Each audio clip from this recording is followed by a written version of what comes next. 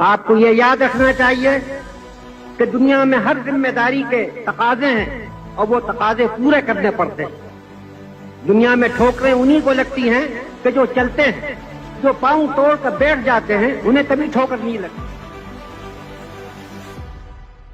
بھارتی تاریخ میں ایک ایسا نام جس نے کم سنی میں اپنی ذہانت و فطانت سے ملک و قوم کو حیران و شرطر کر دیا. متضاد حیثیتوں پر مبنی زندگی کے مالک مولانا ابوالکلام آزاد ایک زبردست صحافی، عالی مرتبہ مجتہد، عظیم دانشور، بلند پایا مفکر، فلسفی اور جنگ آزادی کے عظیم رہنما تھے. مولانا ابوالکلام آزاد کی پیدائش 1888 میں مکہ معظمہ میں ہوئی.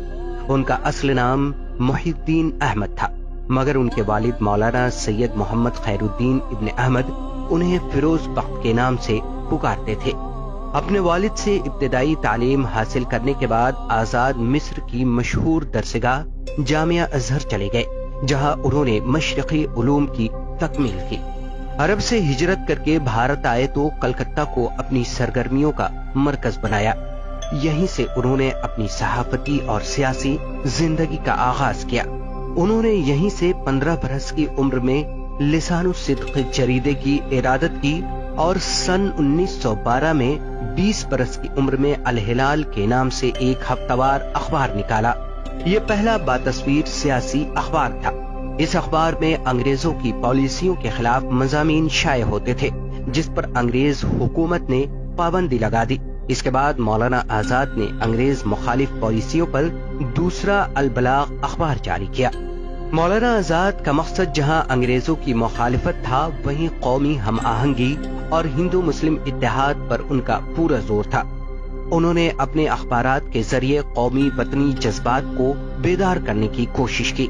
مولانا ابوالکلام آزاد سیاسی محاذ پر بھی سرگرم رہے. انہوں نے تحریک عدم تعاون، بھارت چھوڑو اور خلافت تحریک میں بھی حصہ لیا. گاندھی جی کی قیادت پر انہیں پورا اعتماد تھا. گاندھی کی افکار و نظریات کی تشہیر کے لیے انہوں نے پورے ملک کا دورہ کیا. مولانا آزاد ایک اہم قومی لیڈر کی حیثیت سے ابھرے. وہ کانگریس پارٹی کے صدر بھی رہے. تحریک آزادی کے دوران انہیں جیل کی مشقتیں بھی سہنی پڑی.